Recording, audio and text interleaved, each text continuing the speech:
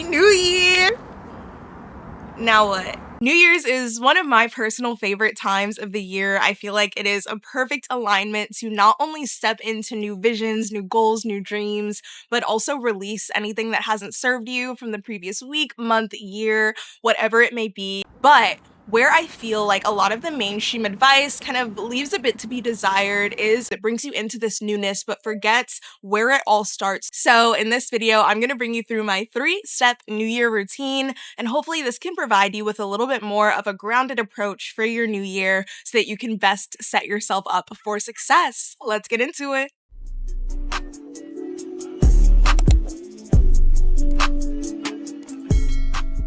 I'm not gonna front. This year offered me a unique challenge and a unique opportunity. I looked into some yacht parties and different club events and happenings, and as much as it sounded fun, it just wasn't really calling to me. And I realized it's because this year I think I'm really meant to take this opportunity to go a little bit more inward and be really intentional in the way that I'm stepping into my new year. Hi besties, this is Editing Imani. I just wanted to add the disclaimer that if you want to be outside on New Year's, it's okay to be outside. I'd be outside, okay? Go ahead and do your routine on January 1st or whenever you want.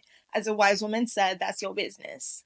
So if that sounds like something that you'd like to do as well, what I'll give you today is the meat and potatoes, that 3-step routine. The first and most important thing that I'm going to start with is the gratitude practice. And a lot of people skip over this, but it is so important, you guys. In order to step into a place where you can really achieve your goals, dream bigger, receive all of the gifts that are presented to you, that first starts with recognizing how worthy you are, how capable you are, and how there is nothing missing in your life and you are everything that you need to be right in this moment. So what you need to do is take your phone out, open that camera roll, and scroll all the way up to the top of January 2024 or the previous year, whatever that may be.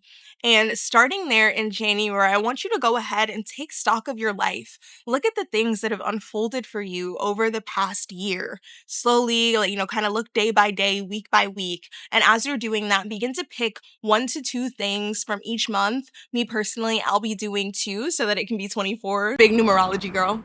Pick 1 to 2 things from each month that really made you smile, that really made you light up, maybe some highlights. Begin to express gratitude for each of those things. So as I record this video, I have my iPad here and I'm looking back at January. I'm seeing a work trip that I did. I got to see the Black Eyed Peas, which was really cool. And as I'm doing my New Year's routine, I'm gonna take stock of these things and express gratitude for the opportunities, for the memories, for the laughs, for the people that I met during each month of my life. For you, you might see that some of your best moments were at the beach, maybe with a certain person, maybe with a certain friend group. Identify those patterns and recognize what is most important to you, and moreover, what is already present in your life that you've seen unfold over this past year. And again, this is so important because oftentimes when we're doing goal setting and planning, it can unintentionally come from this place of like, what don't I have? So you're, looking for the next best thing,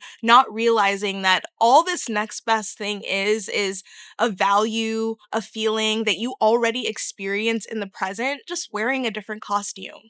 So if I want a new job next year, as I'm looking back at my year and realizing how my career has brought me laughs, how my career has brought me money to do things that I like to do in my life, I can recognize that, hey, I already have a great job that provides me with what I need. So when I'm looking for my next gig, it's not coming from a place of lack. It's just coming from a recognition that I want to transform the way that this thing that I already have is showing up in my life. The bumblebee agrees. So now that you've stepped into that place of gratitude after recounting your year, the next thing you're going to want to do is ground into that, settle in, check in with the body, check in with the mind and the soul. And there are a few ways that you can do this, but my personal favorite and what I will be doing on December 31st is yoga and breath work. There are so many at-home yoga YouTubers that you can use for something like this. I love Yoga with Adrienne. She is one of my favorites, so I'm probably going to do one of her videos. Now, whether you're doing yoga or just maybe some gentle stretching that you're going to do on your own. The purpose here is to tune into the body and tune into that flow of energy in your body. Oftentimes, what can hold us back from bringing in the new is the old that we're holding in. And part of releasing that can be with the mind, it can be with journaling, it can be with affirmations, but your body holds so much. Your body stores so much energy, takes on signals from what you see, what you experience, what you think and feel every day. So to tune into the body and release and move that energy and get your body stepping into a place of freedom, into a place of flow, into a place of ease is really going to set you up for success before you begin to do goal setting, before you envision. Really understand where your body is now and free it up. Let her breathe. Now, speaking of breath, we're also going to do some breath work. Now, I won't explain breath work. There are some other YouTubers and resources that I can link down below. I'm going to talk more about the purpose of doing this breath work. Again, tuning into the body, tuning into the life force. One way that breath work has really transformed the game for me is me recognizing the amount of power that I have through holds, through different ways of manipulating my breath, understanding that I'm in control of these processes in my body. I'm in control of the life energy that flows within my body, and so are you, and so are all of us. So tap into that, connect into that. You know, whether you want to do a longer breath work session on YouTube or find some sort of video, or just take a couple of deep cleansing breaths. Science tells us that we only need 6 deep breaths to begin to calm our nervous system and reset and regulate. So now we've started with gratitude, we've grounded down into our bodies, and we're now ready to envision our new year and envision everything that lies ahead for us. This is what most people are used to when we talk about New Year's routines and everything, is this goal setting. But because of the steps that you've done before, there are a few quirks that I encourage you to take advantage of.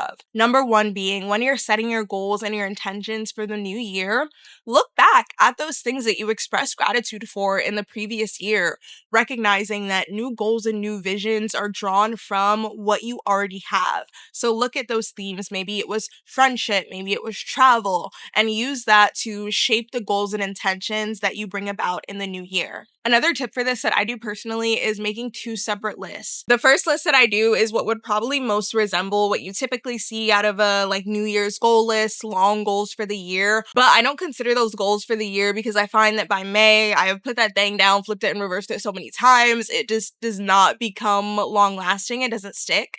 So my overall year-long list, I consider more of a wish list or a desire list. And what I write down on this longer list is just anything that I think would bring me joy, anything that I know would light my soul up, would make me happy, whether it's a boat ride, a helicopter ride, swimming in the ocean, skinny dipping in a waterfall, all of it. I just write that down and I treat it as more of like a scavenger hunt that I can use throughout my year than, hard to set goals for the entire year. Now, the second list is the more action-oriented list, but instead of doing this for the entire year, I just do this for the first quarter of the year, and then I revisit in March. I find that when you organize your goals into these smaller chunks, it makes it a lot more tangible, a lot more realistic. And I start with just 3 quarterly goals that kind of switch out, or if something fell off in the previous quarter, it gets adopted into the new quarter. And that way things are really staying more organized. I'm able to hold myself a little bit more accountable that way. The silk press is dying a slow death. Let's wrap this up. So now you've stepped into gratitude, you've grounded into your body, you've envisioned the future. Now what you need to do is put that thing into a storyboard, into a Pinterest board, into a phone background, a screensaver, whatever visual representation you'd like. I plan to do this on New Year's Eve. You can also do this the first week of the year, the first month of the year, who cares? But if you're doing it on New Year's like me, what I plan to do is then have my vision board up and dance with it and dance myself into the new year with a little toast of champagne. Happy New Year, and I hope this helps you to bring in all that you want in 2025 and beyond. See you next time.